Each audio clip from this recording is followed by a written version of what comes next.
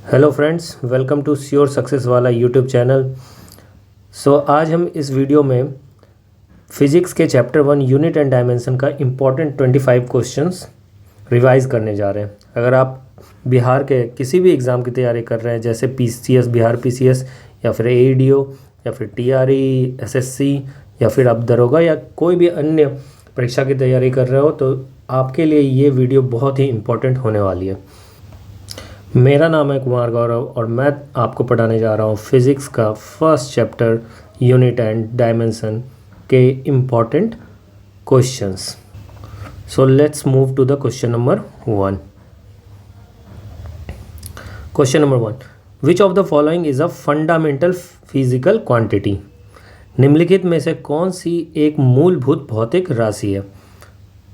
Examples are force, velocity, electric current, work, बल, वेग, धारा, कार्य, none of the above, more than one of the above. So इस question से हमें एक कॉन्सेप्ट आ रहा है जो कि फंडामेंटल फिजिकल क्वांटिटी। तो हमें पता है कि हमारे पास टोटल 7 फंडामेंटल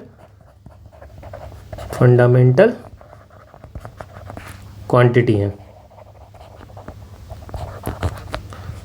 तो कौन कौन से हैं वो? First is length, second is mass, third is time, fourth is electric current, fifth temperature, six luminous intensity, and the last one, seventh, is amount of substance. तो ये 7 हमारे पास फंडामेंटल फिजिकल क्वांटिटी हैं। Fundamental physical quantity, right.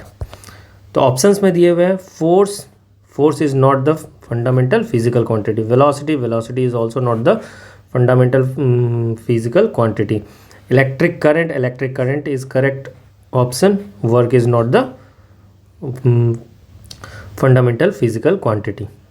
So इस question से हमें 7 physical quantity जो कि fundamentally है, 7 फंडामेंटल फिजिकल क्वांटिटी के बारे में पता चला। So let's move to the next question.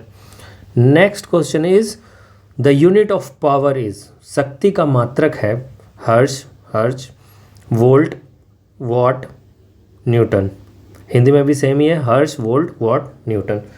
तो इस क्वेश्चन से हमें कॉन्सेप्ट किसका पता चल रहा है? पावर। तो पावर क्या है, सबसे पहले ये हमें जानना। Power is rate of doing work और transferring heat or electrical energy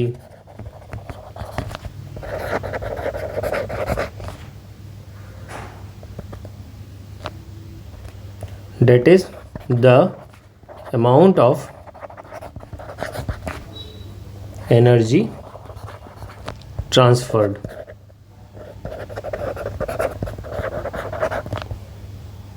और कन्वर्टेड पर यूनिट टाइम, और कन्वर्टेड पर unit time.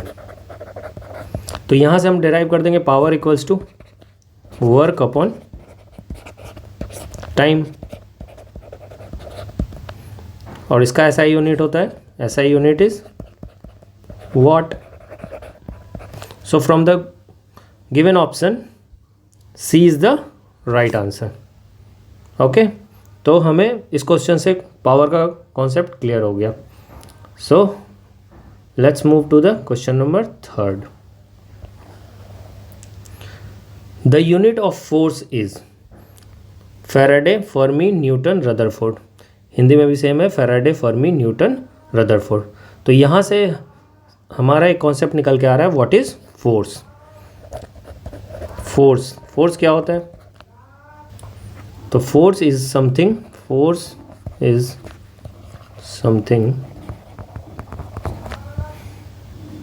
that cause a change in motion. तो यहाँ से हम फोर्स को डिफाइन कर सकते हैं, force is equals to mass into acceleration.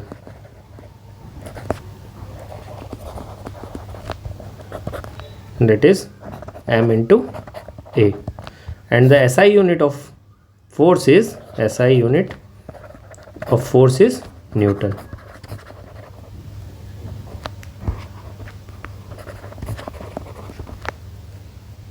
So from the given option C जो है करेक्ट आंसर है हमारा. Faraday is mainly used for the capacitance.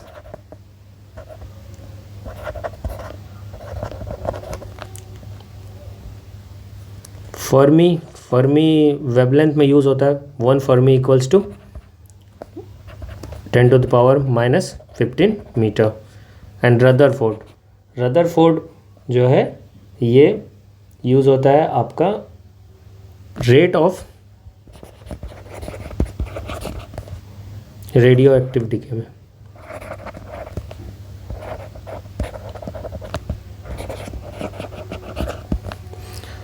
तो यहाँ से इस क्वेश्चन से हमें फोर्स का कॉन्सेप्ट पता चल गया.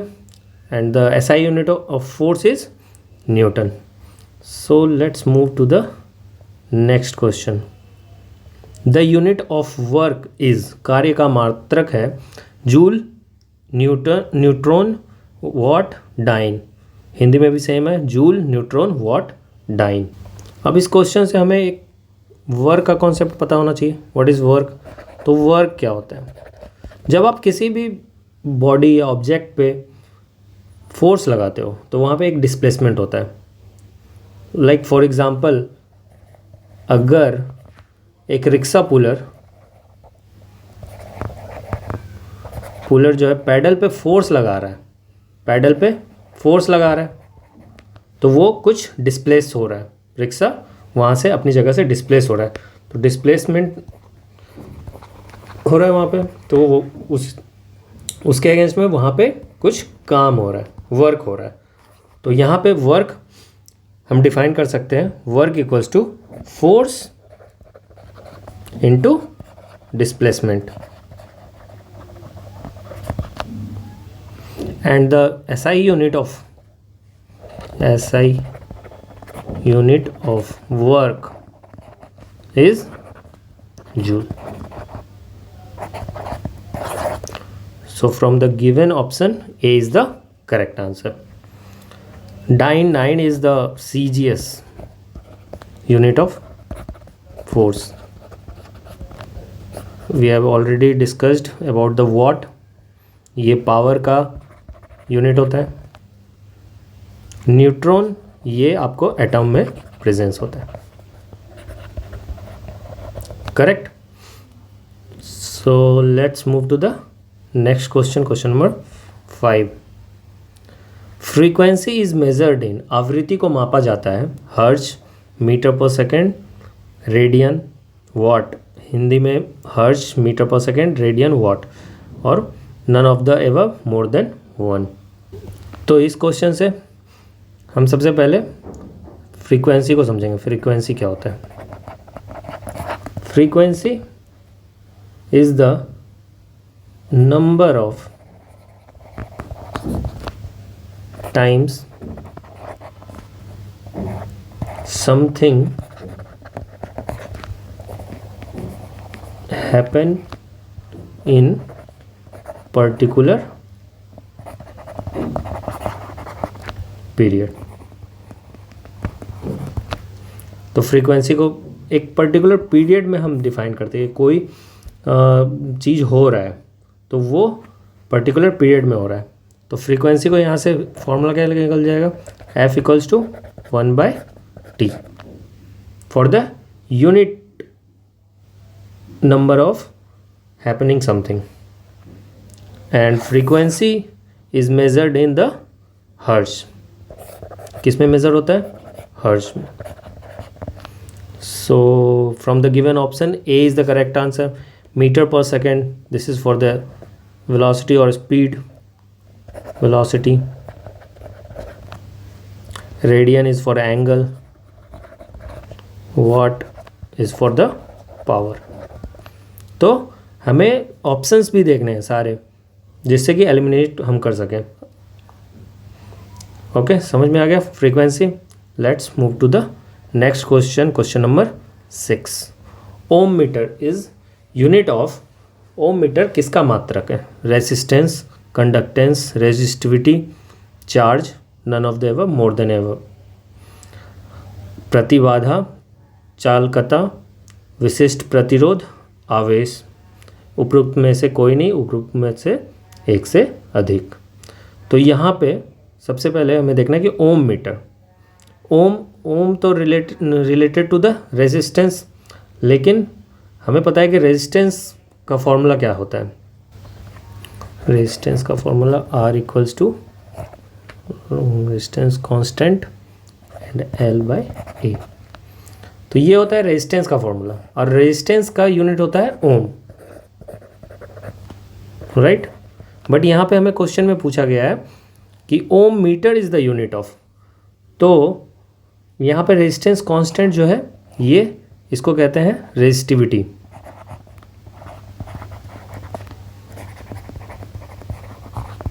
और इसका फॉर्मूला होता है, यहाँ से हम निकाल सकते हैं RA equals to L and resistivity equals to resistance to area divided by length. So resistance का हमें पता है क्या यूनिट होता है? ओम, और area metre square divided by length is metre. So this one is cancel, this one is cancel, so final is ohm metre.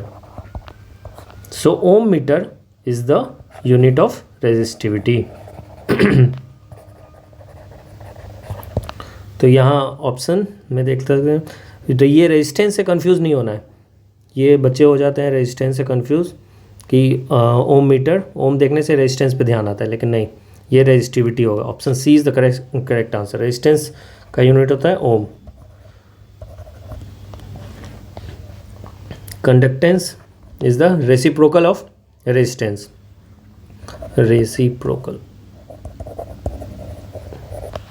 Reciprocal of resistance, और इसका यूनिट होता है मो, नॉट, थोड़ा सा ऐसे, mho. And charge is for the coulomb, C. तो इस क्वेश्चन से कितना हमें ओम मीटर का रेजिस्टिविटी का कॉन्सेप्ट पता चल गया, रेजिस्टेंस का भी पता चल गया क्या होता है यूनिट, कंडक्टेंस भी पता चल गया, reciprocal of resistance. Okay, let's move to the question number 7। Light year is unit of, light year अगर आए यहाँ पे, तो लाइट ईयर जो रिलेटेड होता है वो होता है एस्ट्रोनॉमिकल डिस्टेंस से, ठीक है। तो क्वेश्चन क्या है? Light year is the unit of, light year किसका मात्रक है? डिस्टेंस दूरी, टाइम समय, स्पीड ऑफ लाइट प्रकाश की गति, इंटेंसिटी ऑफ लाइट प्रकाश की तीव्रता। तो मैं आपको बताया कि लाइट ईयर जो है एस्ट्रोनॉमिकल डिस्टेंस से रिलेटेड होता है, तो इसमें डिस्टेंस का कॉन्सेप्ट आ रहा है। ये नहीं है कि लाइट ईयर से आप लाइट का स्पीड में कंफ्यूज हो जाओ, ये नहीं होता है, एस्ट्रोनॉमिकल डिस्टेंस में होता है। तो option A is the correct answer. और यहाँ पे 1 एस्ट्रोनॉमिकल डिस्टेंस इक्विवेलेंट टू होता है आपका 9.46 × 10⁻15 metre, correct. Let's move to the question number 8। Question number 8, 1 nanometre is equal to, 1 nanometre बराबर होता है 10⁻⁻6 centimetre, 10⁻⁻7 centimetre, 10⁻⁻8 centimetre, 9 centimetre. So 1 nanometre में हमें पता होना चाहिए कितना होता है। सबसे पहले 1 nm equals to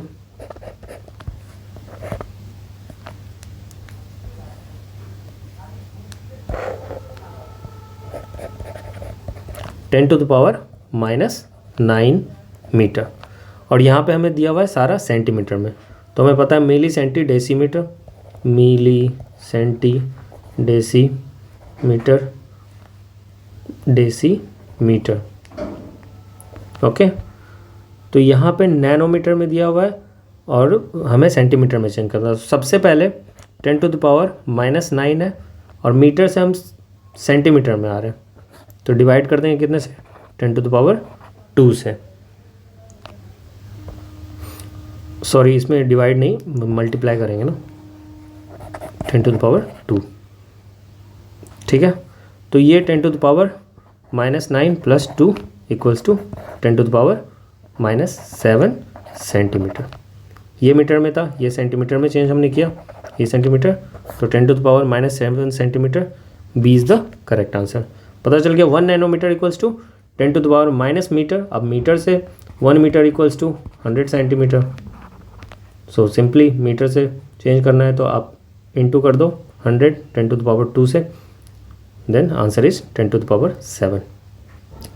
let's move to the question number 9। Ampere is the unit of. Ampere किसका मात्रक है? Voltage, electric current, resistance, power. Voltage विद्युत धारा, प्रतिरोध और शक्ति।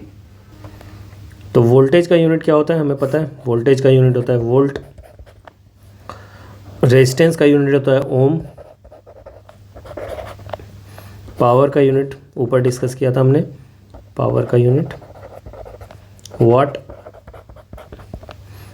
तो इलेक्ट्रिक करंट का यूनिट होता है एम्पेयर।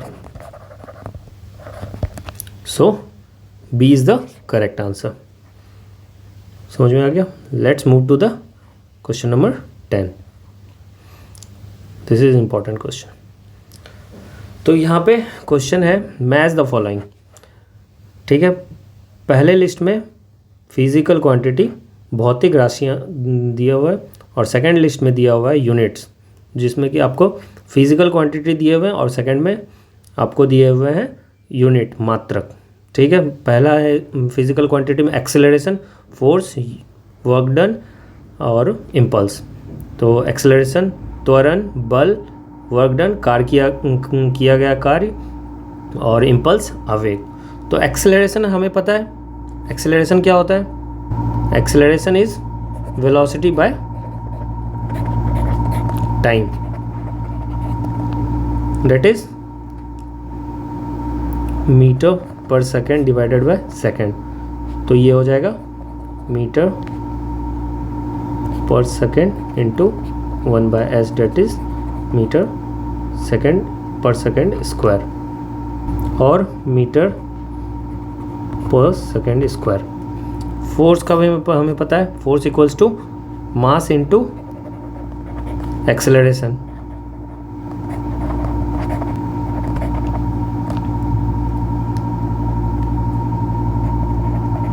और इसका यूनिट होता है न्यूटन। वर्क डन का हमने अभी ऊपर डिस्कस किया था। वर्क डन का यूनिट होता है SI unit is joule, and the impulse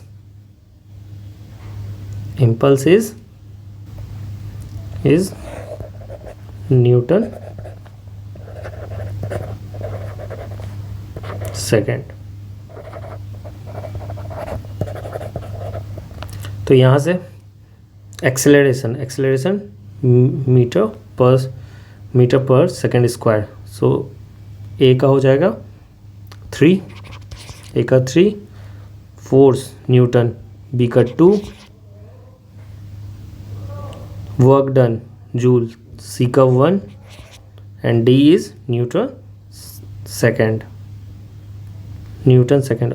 sorry, ये होगा न्यूटन, सिर्फ 4 हो जाएगा, and this is the second. So A का 3 बी का 4, ए का 3, बी का 4, सी का 1, डी का 2. So from the option B is the correct answer. Okay, correct. Let's move to the question number 11.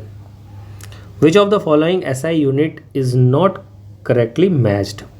निम्नलिखित में से कौन सा SI मात्रक सही प्रकार से नहीं मिला है? वर्क जूल, फोर्स न्यूटन, मास किलोग्राम, प्रेशर डाइन. हिंदी में कार्य जूल, बल न्यूटन, द्रव्यमान किलोग्राम, दाब डाइन. तो हमें पता है वर्क का SI unit is joule, force का भी SI यूनिट इज न्यूटन, मास का SI यूनिट इज किलोग्राम, जो हम मास किलोग्राम केजी में करते हैं, एंड 1 kg इज 1000 ग्राम. ये भी सही है. Pressure dine. अब प्रेशर समझ लेते हैं. प्रेशर क्या होता है? Pressure is force upon area. कितना फोर्स हम लगा रहे हैं एक पर्टिकुलर एरिया में, तो उसको कहते हैं प्रेशर. एंड प्रेशर का SI यूनिट होता है pascal. SI unit of pressure is pascal.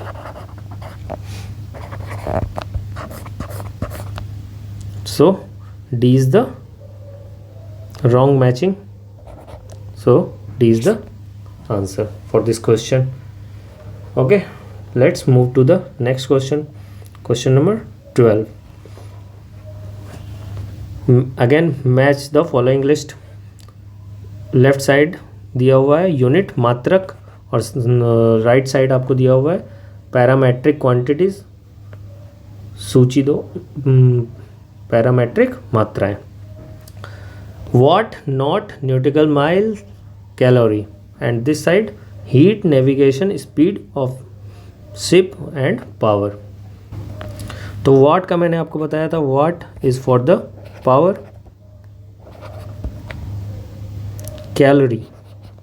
Calorie for the heat.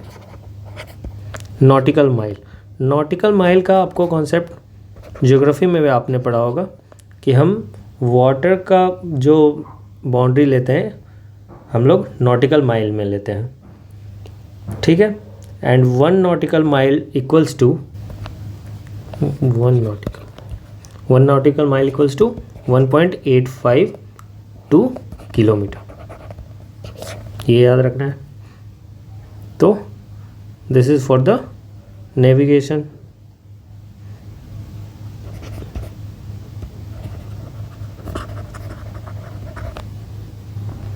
और नॉट जो होता है ये यूनिट हम speed of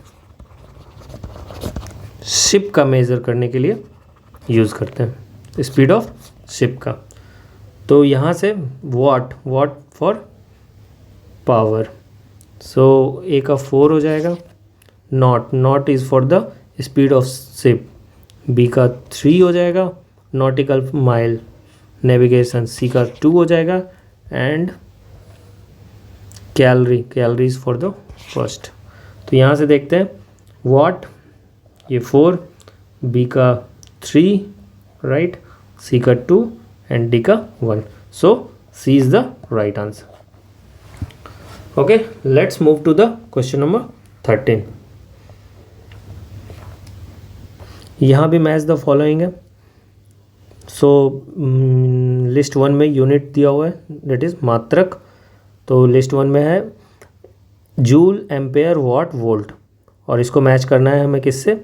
electric current, power, work और एनर्जी, इलेक्ट्रिक पोटेंशियल.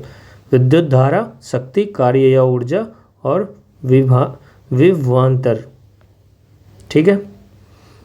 तो जूल मैंने बताया था joule is for the work.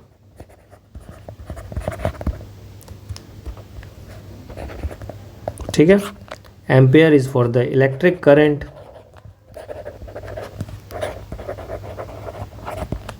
watt is for the power and volt is for the voltage. ये सब जो है, ये सारे यूनिट्स जो हैं SI यूनिट हैं किसके, अब वो हम देखेंगे लिस्ट 2 में. तो joule is for the power, second joule का हो जाएगा. Ampere for the electric current first है. Watt joule is for the work 3 होगा ना, 3. Watt is for the power 2 and volt is for the electric potential 4th. तो हम यहाँ पे मैच करते हैं. A is 3 correct, B is for 1, C is for 2 and D is for 4. So A is the correct answer. How many watts are there in 1 horoscope? एक horse power में कितने watt होते हैं? How many watts are there in the 1 horse power. तो यहाँ से एक concept आ रहा है हॉर्स पावर क्या होता है, पहले ये समझना होगा. What is horse power? Horse power is rate of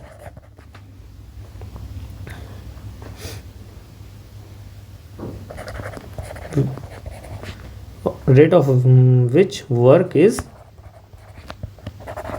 done, और इसको आप लिख सकते हैं rate at which work is done. तो इसका कुछ एप्लीकेशन आपको मैं बता देता हूँ. लाइक ये हॉर्स पावर कहाँ कहाँ यूज़ होता है. जैसे आपका ट्रक के इंजन में यूज़ होता है क्या, कि कितने हॉर्स पावर का आपका ट्रक का इंजन है. लाइक एक एग्जांपल ये हो गया. देन इंजन, फिर जनरेटर जो इलेक्ट्रिक जनरेट करता है, तो कितने हॉर्स पावर का वो इलेक्ट्रिक जनरेट कर रहा है. और कुछ पंप, जैसे आप इरिगेशन में जनरेटर पंप यूज़ होता है, मतलब मोटर यूज़ होता है, तो उसमें भी कितने हॉर्स पावर का वो पंप है, और एक्सेट्रा बहुत सारे इसके एग्जांपल है. तो 1 हॉर्स पावर इक्वल्स टू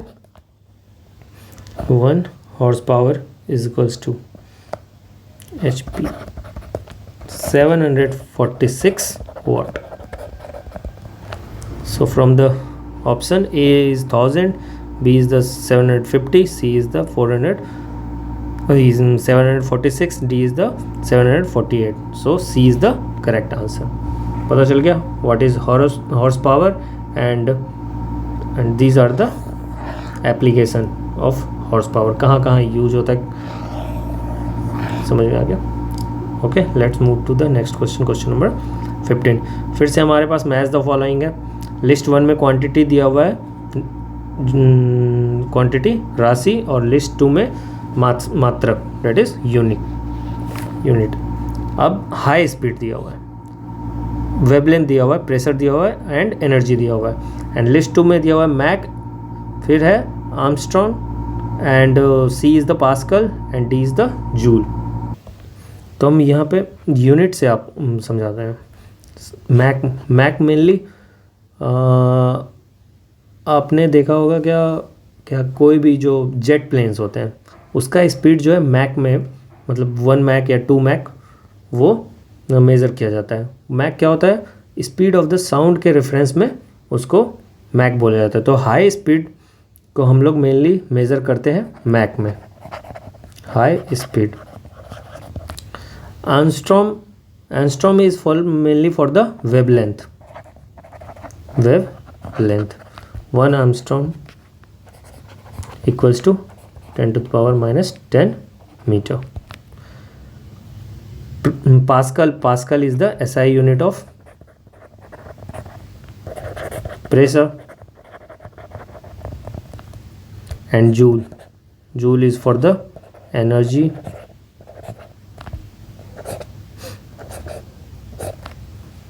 सो 1 का हो गया, A का हो गया, मैच करेंगे 1. ये तो 1 2 3 4, ये तो सिंपल 1 2 3 4 से हो गया. So from the option 1 2 3 4 C is the right answer.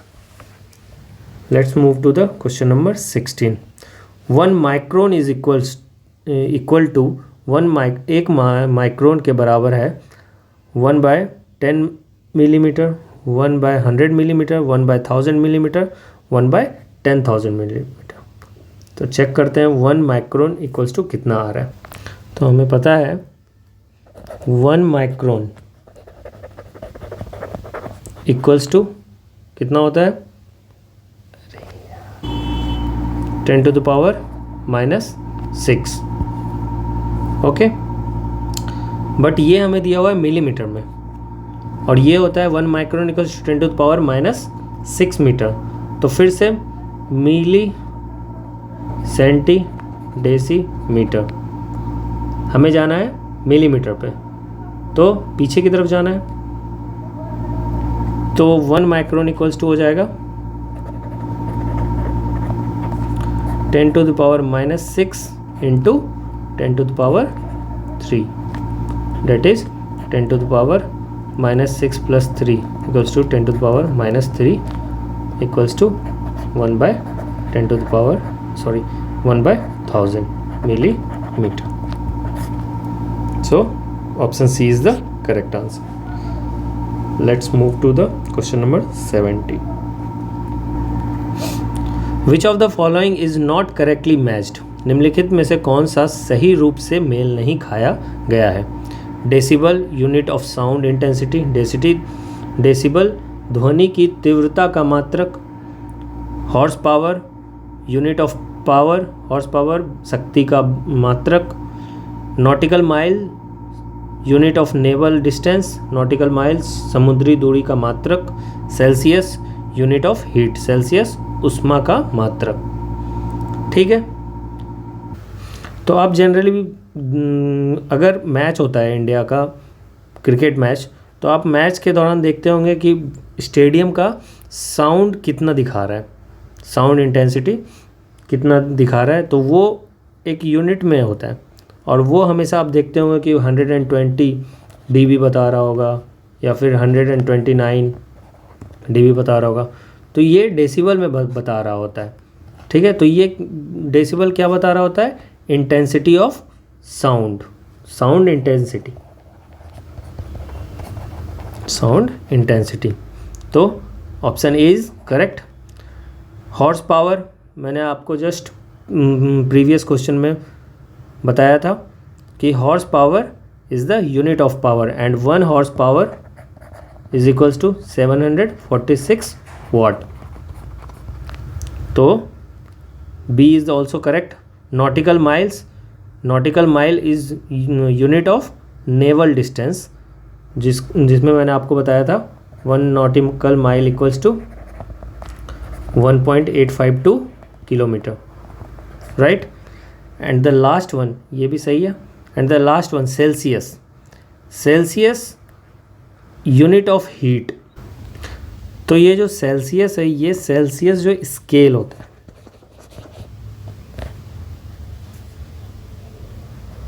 that measure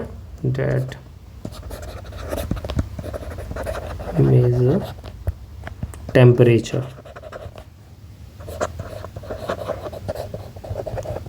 not the heat. Unit of heat क्या होता है? कैलोरी. सो ये मैचिंग गलत है एंड आंसर क्या होगा? Option D is the right answer. ठीक है, let's move to the question number 18. Which of the following is not the unit of heat? तो हीट का पता है कि बहुत सारे अलग अलग यूनिट्स होते हैं और हमें ऑप्शन क्या दिया गया है? कैलोरी दिया है, किलो कैलोरी दिया हुआ है, किलो जूल दिया हुआ है एंड वाट दिया हुआ है. तो हमें हीट का पता है कि हीट का यूनिट कैलोरी होता है. तो और अगर लार्ज अमाउंट पे अगर हीट है तो उसको हम मेज़र करते हैं किलो कैलोरी में.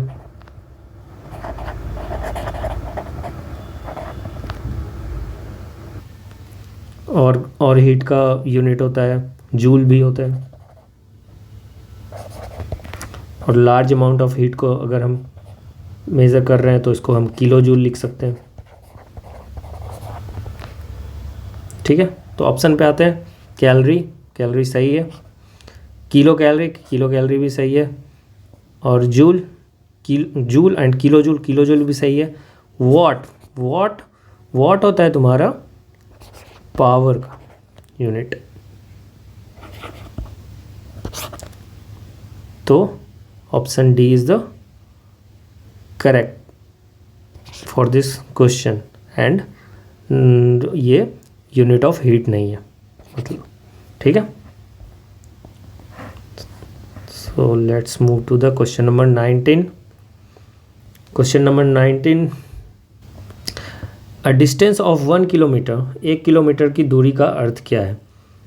100 metre, 1000 centimetre, 1000 metre, 100 centimetre.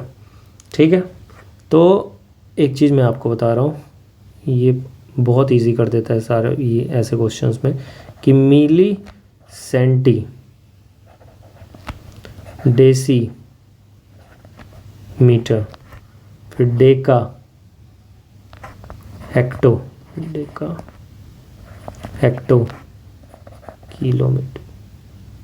Kilometre. तो हमें यहाँ पे बोला है क्या, 1 किलोमीटर इक्वल्स टू क्या होगा? अब यहाँ पे है किलोमीटर और हमें जाना है मीटर या सेंटीमीटर के टर्म में ही दिया हुआ है। तो अगर मीटर पे जा रहे हैं तो मीटर पे आप यहाँ पे 1 तो रहेगा ही, 1 किलोमीटर इक्वल्स टू 1 आप दे दो। उसके बाद किलोमीटर के ऊपर जिस यूनिट पे जा रहे हैं उतना यूनिट तक आप जस्ट 0 पुट कर दो। 1 2 3, 1 2 3 मीटर तक आ रहे थे। ठीक है, तो 3। और अगर सेंटीमीटर में यहाँ पे दिया हुआ है और किलोमीटर में करना है, 1 किलोमीटर इक्वल्स टू, ये हो गया मीटर में। अब सेंटीमीटर में फिर से 1, उसके बाद यहाँ से 0 चलेंगे, 0 1 0 2 0 3 0 4 0 5 0। तो 1 2 3 4 5 ये सेंटीमीटर के टर्म में होगा। तो 1 kilometre equals to 1000 metre. So C is the correct answer. Let's move to the question number 20। 1 picometre is equal to, 1 picogram बराबर होता है 10⁻6 ग्राम, 10⁻−19 ग्राम, 10⁻12 ग्राम, -12 ग्राम, 10⁻−3 ग्राम। तो पिकोग्राम हो या मिलीग्राम हो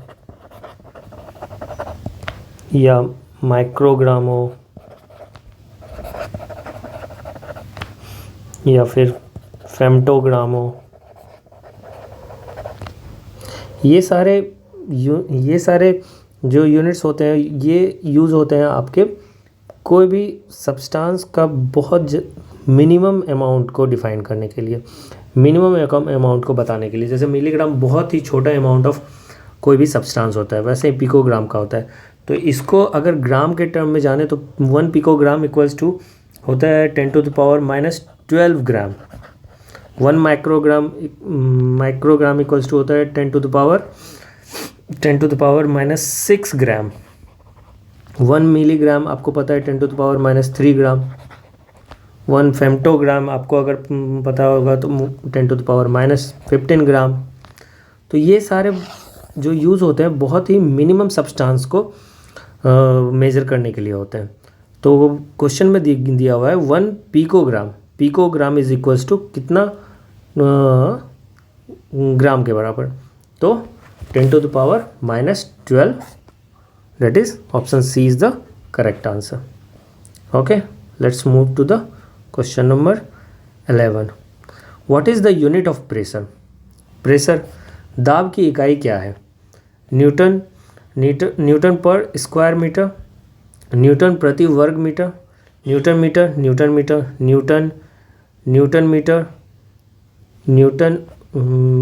प्रति metre, none of the above, more than one of the above, उपरोक्त में से कोई नहीं, एक से अधिक।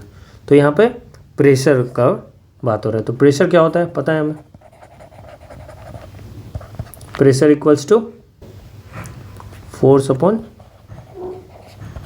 एरिया, और फोर्स होता है, फोर्स का यूनिट होता है, हम लोग करते हैं न्यूटन में, और एरिया को हम लिख सकते हैं मीटर स्क्वायर। ठीक है, तो यहाँ से हमारा यूनिट आ जाता है न्यूटन पर metre square. So from the given option A is the correct answer, newton पर स्क्वायर मीटर। ठीक है, question number 21 is over. Let's move to the question number 22। Which of the following quantity does not have unit. ये question बहुत important है। निम्नलिखित में से कौन से में से किस राशि की कोई इकाई नहीं होती है। स्ट्रेस तनाव, फोर्स बल, स्ट्रेन विकृति, प्रेशर दाब, none of the above, more than one of the above. उपरोक्त में से कोई नहीं, एक से अधिक। ठीक है, तो पहला है क्या, स्ट्रेस। तो स्ट्रेस इक्वल्स टू, स्ट्रेस ऐसे करते हैं denote, stress equals to force upon area. तो ये इसका यूनिट हो जाएगा न्यूटन पर मीटर स्क्वायर। इसमें यूनिट मिल गया हमें, तो इसमें तो यूनिट है। अब फोर्स क्या होता है, फोर्स पता है हमें, force equals to mass into acceleration, इसका भी यूनिट है न्यूटन। स्ट्रेन, स्ट्रेन क्या होता है, स्ट्रेन होता है जब आप किसी, मान लो कि रोप पे अगर स्ट्रेस देते हो, स्ट्रेस देने पे उसका एक डिफॉर्मेशन हो जाएगा, उसका शेप चेंज हो जाएगा। तो change in length after stress divided by length, तो दोनों क्या चीज़ में है, मीटर में है। तो मीटर कैंसिल हो जाएगा, तो इसमें कोई भी डायमेंशन या यूनिट नहीं निकलता है, तो यूनिट लेस बोल देते हैं इसको।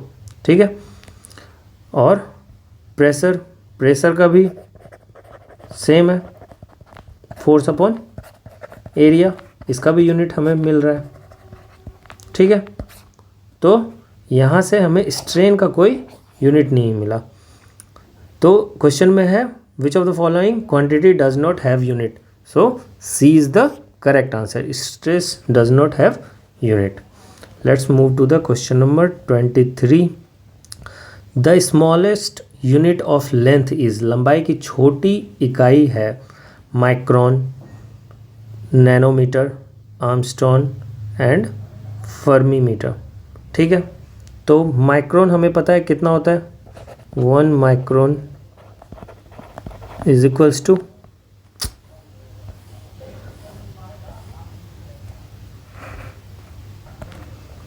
10⁻⁻6 मीटर। ठीक है, 1 nanometre is equals to 10⁻⁹ metre. 1 angstrom is equals to 10⁻⁻10 metre, and 1 fermi, और इसको फेम्टोमीटर भी बोलते हैं, इक्वल्स टू 10⁻⁻15 मीटर। तो इसमें पूछा है क्या, स्मॉलेस्ट यूनिट। स्मॉलेस्ट यूनिट मतलब सबसे ज़्यादा नेगेटिव में किसी का पावर हो तो उसमें वो सबसे स्मॉलेस्ट हो जाएगा। इसको हम 1/10⁻15 भी लिख सकते हैं ना, तो डिवीज़न में सबसे ज़्यादा, तो इसका यूनिट सबसे कम। So from the option D is the correct answer. Let's move to the question number 24। What is the unit of atmospheric pressure. वायुमंडलीय दाब की इकाई क्या है। First option is bar, second option is knot, third option is joule, fourth option is ohm. Hindi में bar, knot, joule, ohm same ही है। तो ओम मैंने आपको बताया था, ohm is for resistance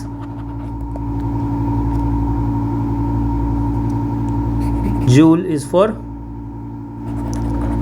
work और हीट नॉट मैंने आपको बताया था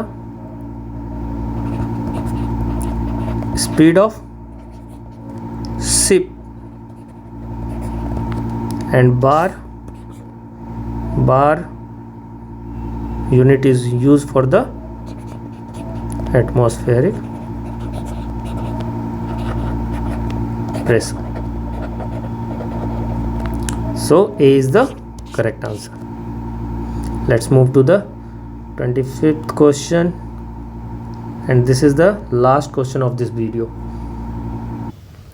Match list 1 with list 2 and select the correct answer. सूची 1 को सूची 2 से मिलाइए और सही उत्तर चुनिए। ठीक है, तो लिस्ट 1 में हमें दिया हुआ है क्यूसेक, बाइट, रेक्टर, बार, और लिस्ट 2 में दिया हुआ है pressure, intensity of earth, rate of flow, and fourth is computer. Hindi में है क्यूसेक प्रवाह की दर, बाइट कंप्यूटर डेटा, रेक्टर भूकंप तीव्रता, बार दाब। और लिस्ट 2 में हिंदी में सूची 2 में दिया हुआ है दाब, भूकंप की तीव्रता, प्रवाह की दर, कंप्यूटर डेटा इकाई। तो सबसे पहले क्यूसेक मेनली हम लोग डिफाइन करते हैं वाटर फ्लो में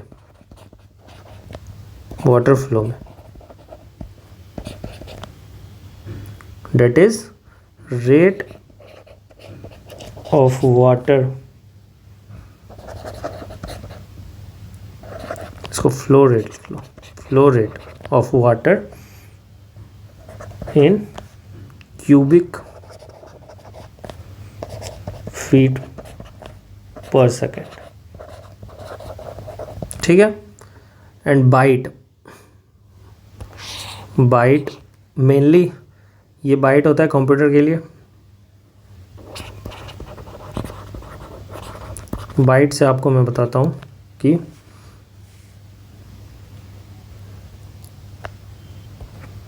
1024 byte equals to 1 KB, 1024 KB equals to 1 MB, and 1024 MB equals to 1 GB। Rector इसकी ये मेनली आपका यूज होता है measuring the intensity of earthquake,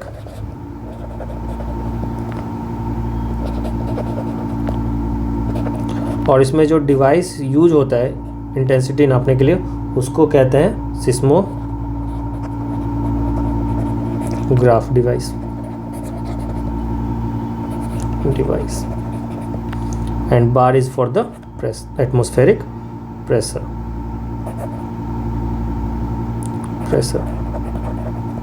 ठीक है, तो क्यूसेक हो गया। Rate of flow that is 3, A का 3, byte is for the computer 4, and Richter intensity of earthquake 2, and last one is bar is for the first. तो A का 3, to का 4, B का 4, C का 2 एंड D का 1। सो B is the correct answer. तो ये थे कुछ यूनिट एंड डायमेंशन के मोस्ट इम्पॉर्टेंट क्वेश्चन जो आपको बिहार के अंदर होने वाली कोई भी एग्ज़ाम में बहुत हेल्पफुल करने वाली है। अगर आपको ये हमारी वीडियो पसंद आई तो हमारे चैनल श्योर सक्सेस वाला को ज़रूर से ज़रूर सब्सक्राइब कीजिए, और आप हमारे व्हाट्सएप या टेलीग्राम से जुड़ना चाहते हैं तो ये QR स्कैन करके आप हमारे ग्रुप में जुड़ सकते हैं। आप अपनी वहाँ पे क्वेरीज छोड़ सकते हैं, या फिर किसी भी प्रकार की आपको कोई प्रॉब्लम हो तो आप हमसे वहाँ पे पूछ सकते हैं। Thank you and have a nice day.